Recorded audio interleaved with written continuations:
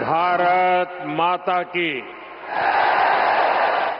भारत माता की। भारत माता की। आंध्र प्रदेश के गवर्नर अब्दुल नजीर जी, गोवा के गवर्नर और इस धरती के संतान अशोक गजपति राजू जी, सीएम मेरे मित्र चंद्रबाबू नायडू जी, डिप्टी सीएम भाई पवन कल्याण जी, मंत्रिमंडल में मेरे साथी, युवा ऊर्जा से भरे हुए भाई राममोहन नायडू जी, चंद्रशेखर पेम्मसानी जी, भूपति राजू श्रीनिवास वर्मा जी, राज्य सरकार के मंत्री भाई नारा लोकेश जी, उपस्थित अन्य जनप्रतिनिधिगण, देवी और सज्जनों, अंदरिकी नमस्कारम। ఆంధ్రప్రదేశ్ గవర్నర్ అబ్దుల్ నజీర్ గారికి, గోవా గవర్నర్ అశోక్ గజపతి రాజు గారికి, మన ముఖ్యమంత్రి వర్యులు చంద్రబాబు నాయుడు గారికి, ఉప ముఖ్యమంత్రి సోదరులు పవన్ కళ్యాణ్ గారికి, మంత్రివర్గంలో నా సహచరులు రామ్మోహన్ నాయుడు గారికి, చంద్రశేఖర్ పెమ్మసాని గారికి, భూపతి రాజు శ్రీనివాస్ వర్మ గారికి, రాష్ట్ర ప్రభుత్వంలో మంత్రివర్యులు నారా లోకేష్ గారికి, ఇక్కడికి విచ్చేసిన ఇతర ప్రజాప్రతినిధులకు, నా సోదర సోదరీమణులకు అందరికీ కూడా నమస్కారం। साथियों, आज का दिन आंध्र प्रदेश के विकास के लिए, स्वर्ण आंध्र के विजन के लिए ये बहुत अहम है। मुझे आज बहुत शुभ अवसर पर एक शुभ मास में उत्तर आंध्र की इस पवित्र भूमि पर आने का सौभाग्य मिला है। मैं सबसे पहले भगवान श्री वराह लक्ष्मी नरसिंह स्वामी के चरणों में प्रणाम करता हूं। मैं श्री कुर्मनाथ स्वामी और मां पोंडितल्ली अम्मवारू को नमन करता हूं। మిత్రులారా, ఈ రోజు ఆంధ్రప్రదేశ్ అభివృద్ధికి స్వర్ణాంధ్ర విజన్ కు ఎంతో కీలకమైన రోజు। ఈ శుభ సందర్భంగా ఈ పవిత్రమైన మాసంలో ఈ పవిత్రమైన ఉత్తరాంధ్ర భూమికి రావడం నాకెంతో సౌభాగ్యంగా భావిస్తున్నాను। ముందుగా శ్రీ వరాహ లక్ష్మీ నరసింహస్వామి వారి పవిత్రమైన పాదాలకు నా నమస్కారాలు అర్పిస్తున్నాను। అలాగే కూర్మనాథ స్వామి వారికి, అమ్మ పైడితల్లి అమ్మవారికి నమస్కరిస్తున్నాను। साथियों, आज यहां करीब 18,000 करोड़ रुपीस की विकास परियोजनाओं का शुभारंभ, लोकार्पण और शिलान्यास हुआ है। एयरपोर्ट के साथ साथ ये प्रोजेक्ट आंध्र की रोड कनेक्टिविटी से भी जुड़े हैं। इनमें एनर्जी सिक्योरिटी से जुड़े प्रोजेक्ट भी हैं। ये विकास कार्य इस बात के प्रतीक है कि इस समय आंध्र किस स्पीड से आगे बढ़ रहा है। मैं आप सभी को इन प्रोजेक्ट्स की बहुत बहुत शुभकामनाएं देता हूं। మిత్రులారా, ఈ రోజు దాదాపు 18,000 కోట్ల రూపాయలు విలువైన అభివృద్ధి ప్రాజెక్టులు ప్రారంభోత్సవం మరియు శంకుస్థాపన చేసుకుంటున్నాం। ఎయిర్పోర్ట్ తో పాటు ఈ ప్రాజెక్టులు ఆంధ్రప్రదేశ్లో రోడ్ కనెక్టివిటీని కూడా మరింత బలోపేతం చేస్తాయి। వీటిలో ఎనర్జీ సెక్యూరిటీకి సంబంధించిన ప్రాజెక్టులు కూడా ఉన్నాయి। ఈ ప్రాజెక్టులు ఆంధ్రప్రదేశ్కు ఎంత వేగంగా ముందుకు తీసుకొని వెళ్తున్నాయనడానికి ఒక నిదర్శనం। ఈ ప్రాజెక్టుల కోసం మీ అందరికీ నా హృదయపూర్వకమైనటువంటి శుభాకాంక్షలు। साथियों, आज का ये आयोजन नया इतिहास, नए रिकॉर्ड इसे रचने का भी है। आज एक और विकास के नए रिकॉर्ड बन रहे हैं, तो साथ ही ढीमसा डांस का सांस्कृतिक रिकॉर्ड भी रचा गया है। और ये चंद्रबाबू की विशेषता है कि उन्होंने 2 क्षितिजों को छुआ है। एक तरफ ऊंची आसमान को छूने वाली व्यवस्था, एयरपोर्ट का निर्माण, और दूसरी तरफ मेरे यहां के आदिवासी बहनों के द्वारा ढीमसा नृत्य का विश्व रिकॉर्ड बनाना। मैं चंद्रबाबू के इस विजन को विशेष रूप से सराहना करता हूं। మిత్రులారా, ఈ రోజు ఒక కొత్త చరిత్ర, ఒక కొత్త రికార్డుని సృష్టించిన రోజు కూడా. ఒకవైపు అభివృద్ధిలో కొత్త రికార్డులు నమోదవుతున్నాయి, మరోవైపు దింసా నృత్యం కూడా ఒక సాంస్కృతిక రికార్డును సృష్టించింది. ఇది చంద్రబాబు నాయుడు గారి విశిష్టత అనేది నేను తెలియజేస్తున్నాను. ఈ రోజు చంద్రబాబు నాయుడు గారు ఒక 2 అంశాలని టచ్ చేశారు. ఒకటి నింగిని ఆకాశాన్ని అంటే ఎయిర్పోర్ట్ అయితే, మరొకటి గిరిజనుల సోదర సోదరీమణులతో ఈ రోజు దింసా నృత్యంతో ఒక రికార్డు సృష్టించారు. ఇది చంద్రబాబు నాయుడు గారి విజన్. దీనికి నేను హృదయపూర్వకమైనటువంటి అభినందనలు తెలియజేస్తున్నాను.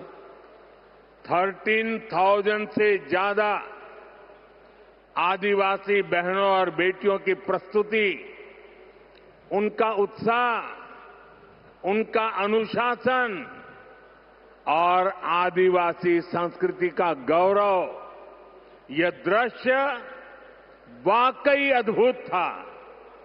इसमें देश की विविधता की झलक भी थी और पीढ़ी दर पीढ़ी सहेज कर रखी गई जनजातीय विरासत भी थी। मैं इस प्रस्तुति के लिए आप सभी का और विशेष रूप से मेरी आदिवासी बहनों और बेटियों का बहुत बहुत अभिनंदन करता हूं। 13,000 మందికి పైగా గిరిజన పిల్లలు మరియు సోదరీమణుల తాలూకా ప్రదర్శన, వారి ఉత్సాహం, వారి క్రమశిక్షణ మన గిరిజన సంస్కృతికి సంబంధించిన ఒక గౌరవం.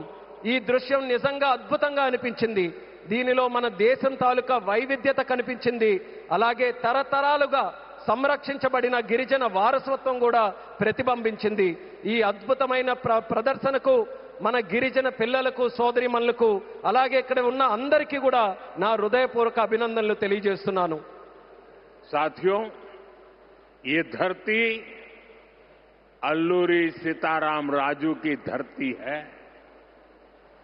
अल्लूरी सीताराम राजू जी ने जिस धरती पर आदिवासी हितों के लिए अपना जीवन समर्पित किया, आज उसी धरती पर आंध्र प्रदेश के एक नए एयरपोर्ट की शुरुआत हो रही है। ये एयरपोर्ट आंध्र और उत्तर आंध्र की ग्रोथ का रनवे है।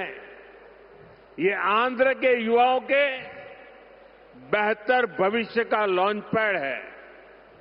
मैं आंध्र प्रदेश के लोगों को, देश के लोगों को बहुत बहुत बधाई देता हूं। మిత్రులారా, ఈ నేల అల్లూరి సీతారామరాజు గారి నేల. అల్లూరి సీతారామరాజు గారు ఈ గిరిజన హక్కుల కోసం తన జీవితాన్ని అంకితం చేశారో ఆ పవిత్రమైన భూమిపైనే ఈరోజు ఆంధ్రప్రదేశ్కు ఒక కొత్త ఎయిర్పోర్ట్ ప్రారంభమవుతుంది. ఈ ఎయిర్పోర్ట్ ఆంధ్రప్రదేశ్, ముఖ్యంగా ఉత్తరాంధ్ర అభివృద్ధికి ఒక కొత్త రన్వేగా పనిచేస్తుంది. ఇది ఆంధ్ర యువత యొక్క ఉజ్వల భవిష్యత్తుకు ఒక కొత్త లాంచ్ ప్యాడ్ లా పనిచేస్తుంది. ఈ సందర్భంగా ఆంధ్రప్రదేశ్ ప్రజలకు మరియు దేశ ప్రజలకు నా హృదయపూర్వక అభినందనలు. साथियों, पहले जब एयरपोर्ट बनते थे तो एयरपोर्ट के नाम एक ही परिवार के नाम पर चढ़ जाते थे। हमने इस परंपरा को बदला। हमने अयोध्या में एयरपोर्ट का नाम वाल्मीकि के नाम से जोड़ा। हमने पंजाब में संत रविदास जी के नाम से एयरपोर्ट का नाम जोड़ा।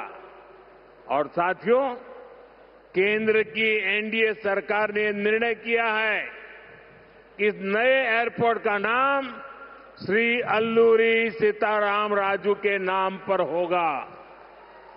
आंध्र प्रदेश का जो भी नागरिक इस एयरपोर्ट से यात्रा करेगा, देश और दुनिया का जो भी नागरिक इस एयरपोर्ट से यात्रा करेगा, उसे अल्लूरी सीताराम राजू जी के नाम से जनसेवा और राष्ट्र सेवा की प्रेरणा मिलेगी। మిత్రులారా, ఒక గతాన్ని మళ్ళీ గుర్తు చేసుకుందాం. ఒక సందర్భంలో భారతదేశంలో ఏ ఎయిర్పోర్ట్ నిర్మించినా ఒక్క కుటుంబం తాలూకా పేర్లే దానికి పెట్టేవారు. ఆ చరిత్రని మళ్ళీ ఎన్డీఏ ప్రభుత్వం తిరగరాసింది. అయోధ్యలో ఎయిర్పోర్ట్ ప్రారంభిస్తే దానికి వాల్మీకి గారి పేరు పెట్టాం. అలాగే పంజాబ్లో సంత్ రవిదాస్ గారి పేరుతోని ఎయిర్పోర్ట్ ని ప్రారంభించాం. అలాగే ఈ కేంద్ర ప్రభుత్వంలో ఎన్డీఏ కూటమి ఒక ముఖ్యమైన నిర్ణయం తీసుకుంది. ఈ కొత్త ఎయిర్పోర్ట్ కి అల్లూరి సీతారామరాజు గారి పేరు పెట్టాలనే నిర్ణయం తీసుకుంది. ఈ ఎయిర్పోర్ట్ ద్వారా ప్రయాణించే ప్రతి ఆంధ్రప్రదేశ్ పౌరుడు అల్లూరి సీతారామరాజు గారి పేరుతో ప్రజాసేవకు, దేశ సేవకు కూడా స్ఫూర్తి పొందుతారని తెలియజేస్తున్నాను. साथियों, बीते 12 इयर्स में देश के एविएशन सेक्टर ने असाधारण प्रगति की है। 2014 तक देश में केवल 74 एयरपोर्ट ऑपरेशनल थे। आज ये संख्या 166 है। एक समय था जब हवाई उड़ानें सिर्फ बड़े शहरों तक सीमित थी। एनडीए सरकार में आज छोटे शहर के साधारण लोग भी फ्लाइट से आ जा रहे हैं। మిత్రులారా, గత 12 సంవత్సరాల్లో దేశంలో విమానయాన రంగం ఒక అసాధారణమైన పురోగతిని సాధించింది.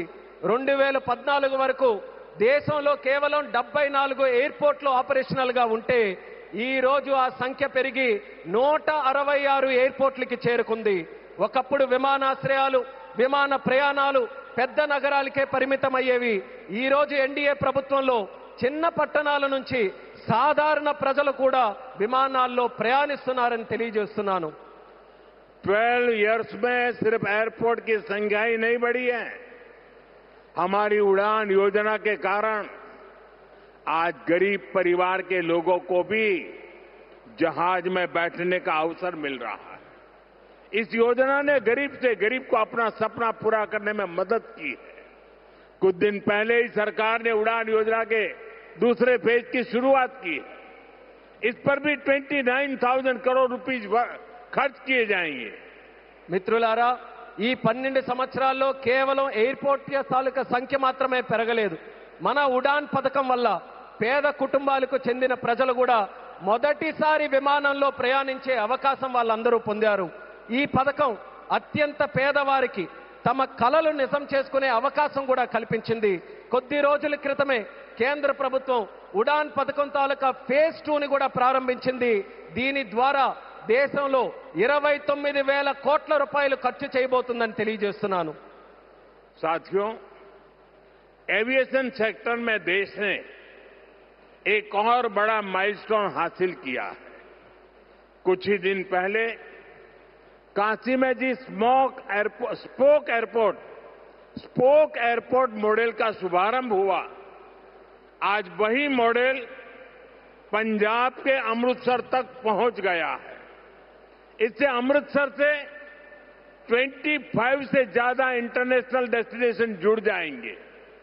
मैं इस उपलब्धि के लिए आंध्र की इस धरती से पंजाब के लोगों को भी बधाई देता हूं। साथियों, हमारे आंध्र प्रदेश के पास हमेशा से विकसित भारत का ग्रोथ इंजन बनने का सामर्थ्य रहा है। आंध्र प्रदेश के विकास के लिए हमारे प्रयास डबल इंजन की स्पीड से आगे बढ़े। इसके लिए मैंने आंध्र के लोगों से डबल इंजन सरकार का आशीर्वाद मांगा था और आज चंद्रबाबू नायडू जी के नेतृत्व में, पवन कल्याण जी के नेतृत्व में एनडीए की पूरी टीम आंध्र प्रदेश के लिए डबल स्पीड से काम कर रही है। మిత్రులారా, విమానయాన రంగంలో దేశంలో మరో పెద్ద మైలురాయిని మనం సాధించాం. కొద్ది రోజుల క్రితమే కాశీలో ప్రారంభమైన స్పోక్ ఎయిర్పోర్ట్ మోడల్ ఈ రోజు పంజాబ్లోని అమృత్సర్ వరకు కూడా విస్తరించింది. దీంతో అమృత్సర్లో 25కి పైగా అంతర్జాతీయ గమ్యాలకు నేరుగా కనెక్ట్ అవ్వడానికి అవకాశం కలిగింది. ఈ విజయానికి ఆంధ్రప్రదేశ్ నేల నుంచే పంజాబ్ ప్రజలకు కూడా నా హృదయపూర్వక అభినందనలు తెలియజేస్తున్నాను. అలాగే మిత్రులారా, వికసిత్ భారత్ నిర్మాణంలో ఆంధ్రప్రదేశ్ ఎప్పుడూ కూడా ఒక గ్రోత్ ఇంజిన్ గా నిలిచే సామర్థ్యం కలిగి ఉంది. ఆంధ్రప్రదేశ్ అభివృద్ధి కోసం డబుల్ ఇంజిన్ వేగంతో మా ప్రయత్నం ముందుకు సాగాలని నేను ఆంధ్ర రాష్ట్ర ప్రజలకు డబుల్ ఇంజిన్ ప్రభుత్వం కోసం ఆశీర్వాదాన్ని నేను కోరాను. ఈ రోజు చంద్రబాబు నాయుడు గారి నాయకత్వంలో, పవన్ కళ్యాణ్ గారి నాయకత్వంలో ఎన్డీఏ టీం మొత్తం ఆంధ్రప్రదేశ్ అభివృద్ధి కోసం డబుల్ వేగంతో పనిచేస్తుందని గర్వంగా తెలియజేస్తున్నాను. साथियों, आज देश ब्लू इकोनॉमी को लगातार मजबूत कर रहा है. हमारा विजन है कि पूरा क्षेत्र कोस्टल इकोनॉमिक कॉरिडोर के रूप में विकसित हो. इसी लक्ष्य के साथ विशाखापट्टनम से कृष्णापट्टनम तक हमारे पुराने पोर्ट्स को आधुनिक रूप दिया जा रहा है. इसके अलावा मुलापेटा और रामायापट्टनम में हम नए पोर्ट भी बना रहे हैं.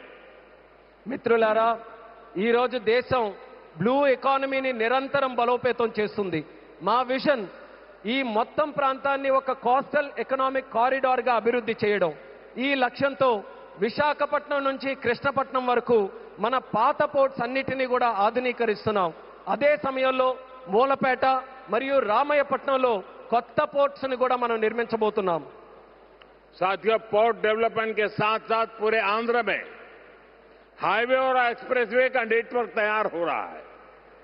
विशाखापट्टनम रायपुर एक्सप्रेसवे जैसे प्रोजेक्ट इस पूरे क्षेत्र को रफ्तार दे रहे हैं.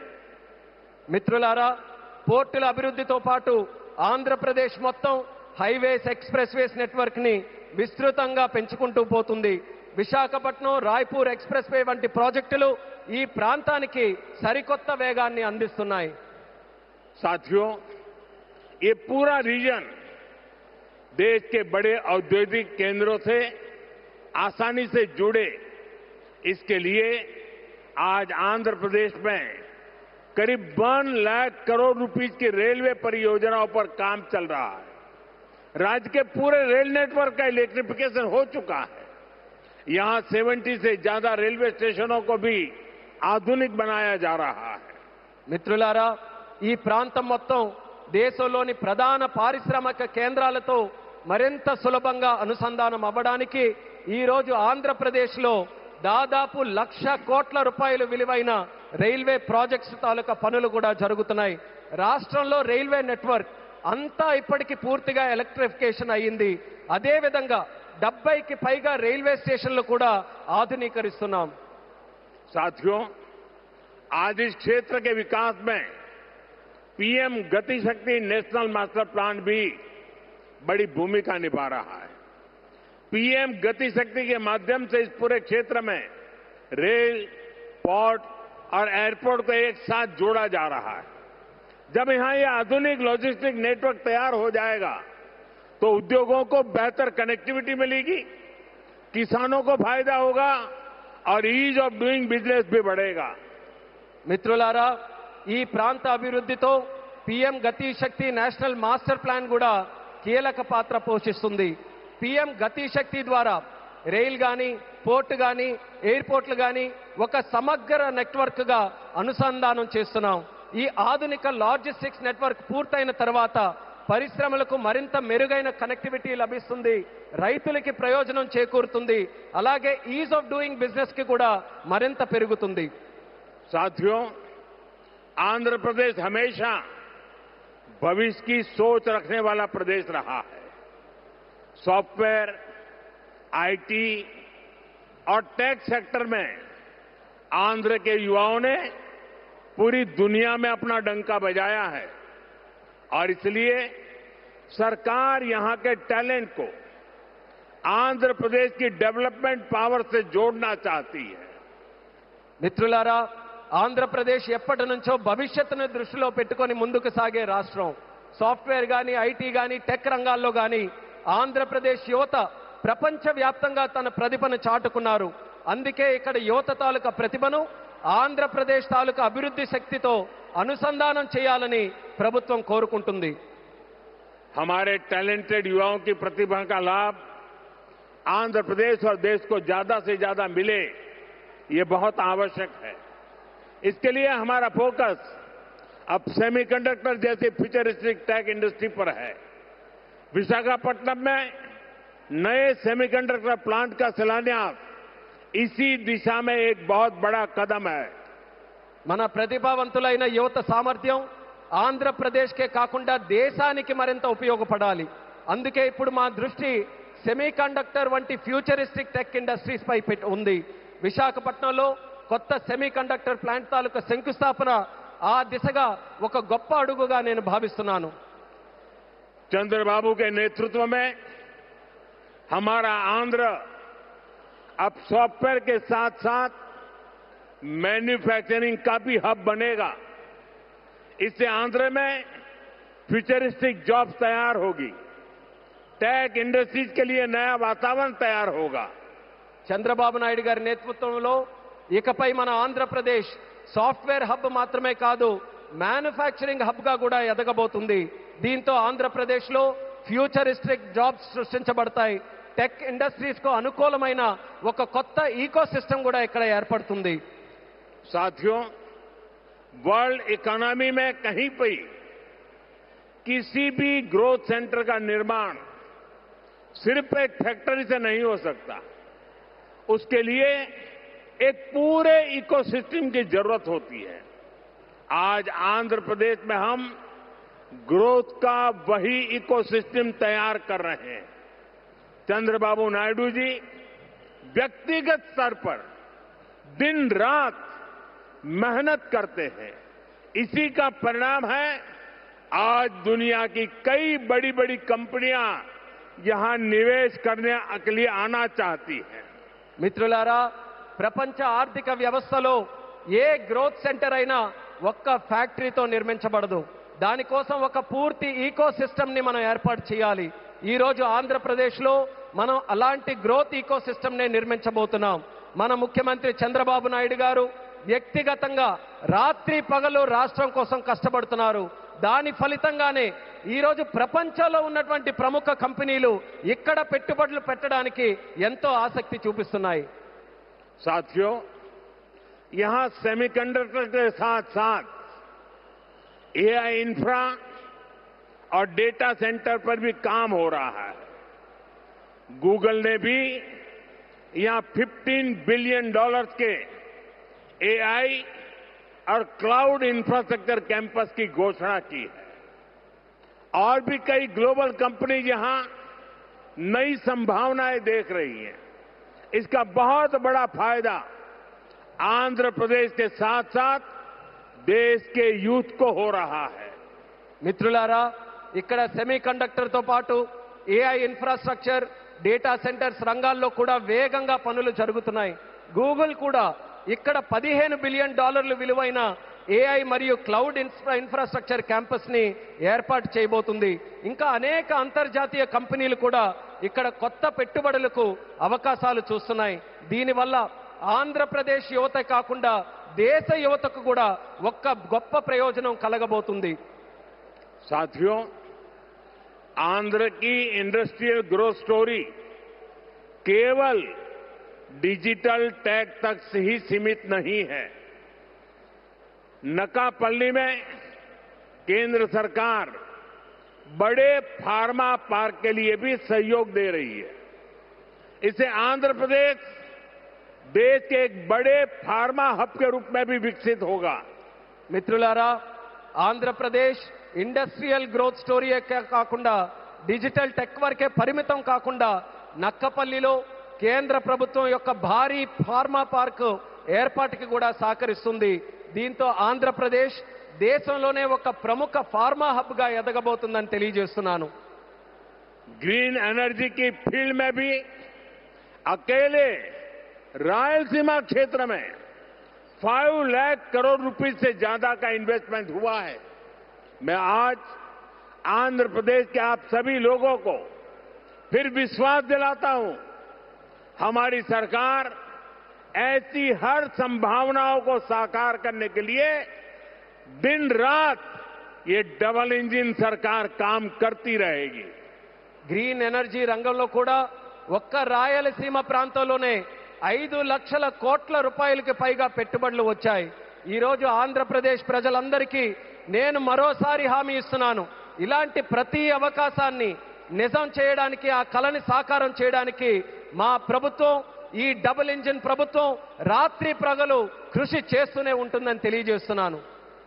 साथियों, आज आंध्र प्रदेश में हर सेक्टर में किस स्पीड से काम हो रहा है, इसका अंदाजा आप इस बात से लगा सकते हैं कि पिछले 3 यात्राओं में ही मैंने 2 लाख करोड़ रुपए के प्रोजेक्ट का शुभारंभ यहां किया है.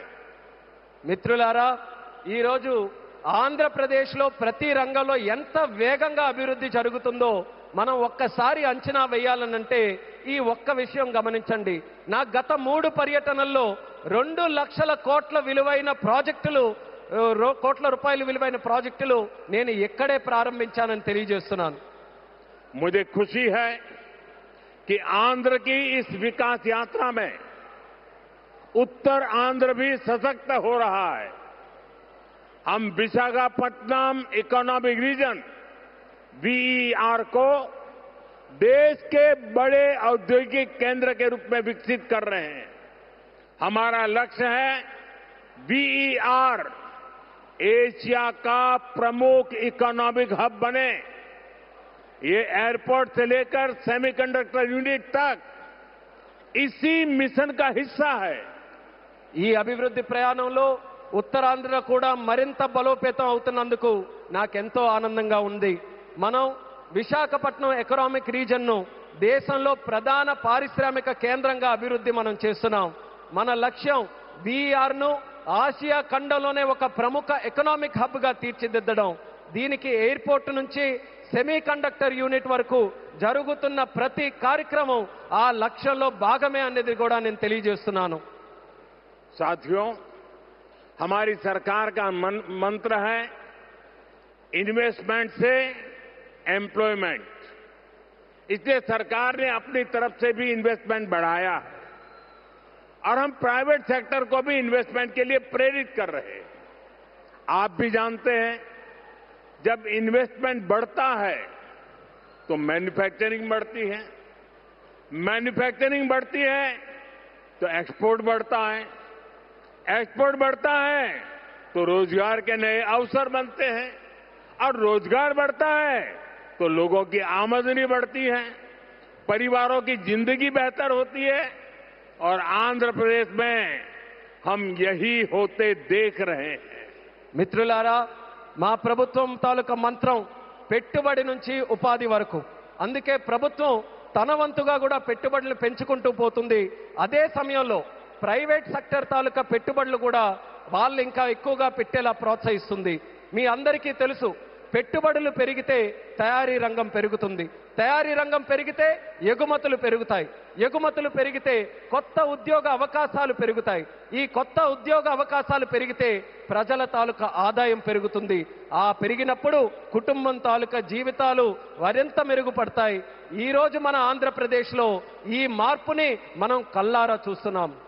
साथियों, मुझे पूरा विश्वास है आज यहां जितने भी प्रोजेक्ट की शुरुआत हुई है, जिनकी नींव रखी गई है, वो सारे प्रोजेक्ट स्वर्ण आंध्रा और विकसित भारत के संकल्प को पूरा करने में बहुत बड़ा योगदान देंगे. चंद्रबाबू जी के नेतृत्व में आंध्र प्रदेश विकसित भारत के सपने को पूरा करने के लिए एक बहुत बड़ा ऊर्जा स्रोत बन रहा है. मैं एक बार फिर इन सभी परियोजनाओं के लिए आंध्र प्रदेश के लोगों को बहुत बहुत बधाई देता हूं. बहुत बहुत धन्यवाद. మిత్రులారా, ఈరోజు ప్రారంభమైన శంకుస్థాపన జరిగిన ప్రతి ప్రాజెక్టు కూడా స్వర్ణాంధ్ర మరియు వికసిత్ భారత్ సంకల్పాలను సాకారం చేయడంలో ఎంతో గొప్ప పాత్ర పోషిస్తుందనే నమ్మకం నాకుంది. మరి చంద్రబాబు నాయుడు గారి తాలూకా నేతృత్వంలో ఆంధ్రప్రదేశ్ రాష్ట్రం వికసిత్ భారత్ విజన్ కు ఒక పెద్ద శక్తిగా ఉజ్వలిస్తుంది. మరోసారి ఈ అన్ని ప్రాజెక్టుల సందర్భంగా ఆంధ్రప్రదేశ్ ప్రజలందరికీ నా హృదయపూర్వక అభినందనలు, అలాగే ఇక్కడికి విచ్చేసిన సోదర సోదరిమణులకి నా హృదయపూర్వక ధన్యవాదాలు తెలియజేసుకుంటూ నమస్కరిస్తున్నాను. भारत माता की జై, भारत माता की జై, भारत माता की జై. बहुत बहुत धन्यवाद. ఈ వీడియో మీకు నచ్చినట్టయితే లైక్ చేయండి, 10 మందికి షేర్ చేయండి. అలాగే కామెంట్ల రూపంలో మీ అభిప్రాయాలను మాతో పంచుకోండి. Nationalist hub group of channels ను సబ్స్క్రైబ్ చేసుకుని తెలుగునాట జాతీయవాద జర్నలిజాన్ని ప్రోత్సహించండి. ఈ వీడియో కింద ఉన్న బెల్ ఐకాన్ పై క్లిక్ చేయడం మర్చిపోవద్దు.